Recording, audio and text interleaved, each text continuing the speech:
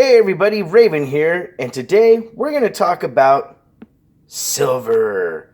Yes, not only are we going to talk about silver, but we're going to talk about slab silver, generic silver, premium silver, and junk constitutional silver like I have here in my hands. The benefits of stacking the different items, and also what to expect when you go to, if you have to sell some of your stack to take care of some real world stuff that's happening. Maybe you have an emergency bill or something pop up. A lot of people will use their silver stack to subsidize that and help pay for those kind of things. So what I wanted to talk about is the different types of silver that exist. Like I said, we have, junk constitutional, which is 90% silver, as well as you have also even down to 40%.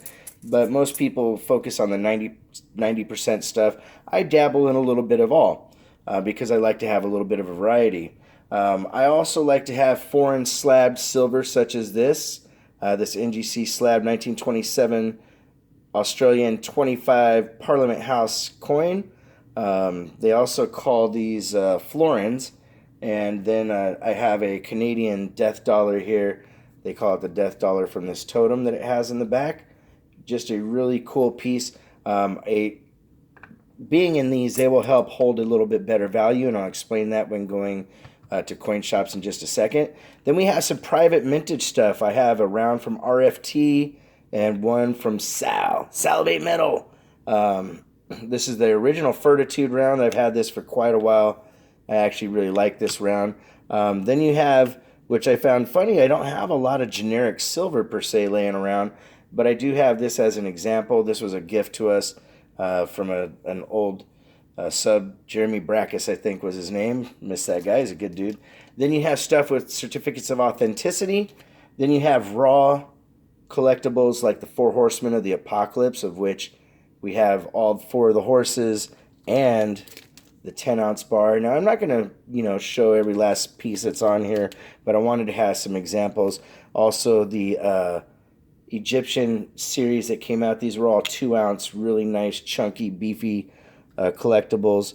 And then again, back to slabbed collectible silver. And wow, that's a little embarrassing. They had a little dust on it. Anyways, so what to expect when you're doing stuff and you're collecting, the benefits of doing these different things.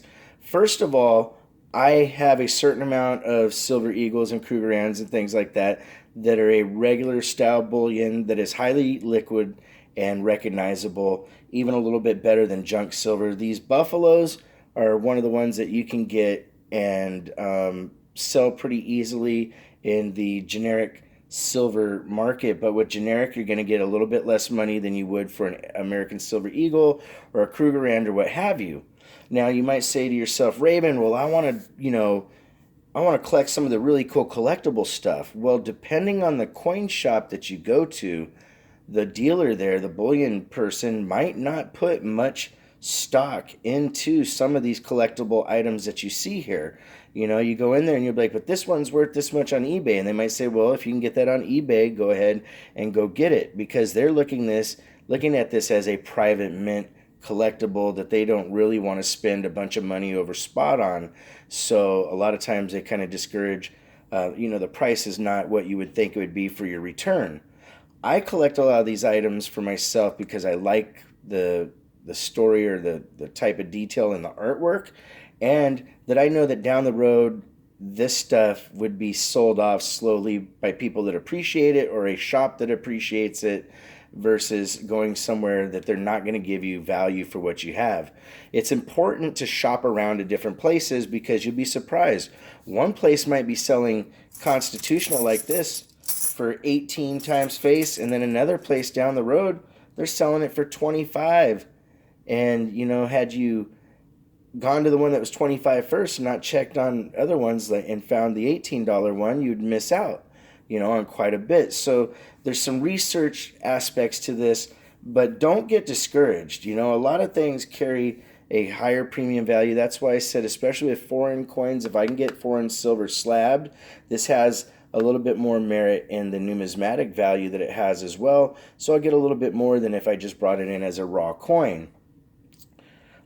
Some of these items that are, they're really nice, like this series, the Germanium mint. This comes from a highly recognized mint with a certificate of authenticity with a very limited mintage. This item, they might give you a little bit more, but still you might honestly not get that collector value at a local coin shop. It just doesn't always happen. You can do it through other collectors, trading on eBay and what have you. But honestly, it really comes down to the situation and, what the person or entity that's buying the silver is willing to pay.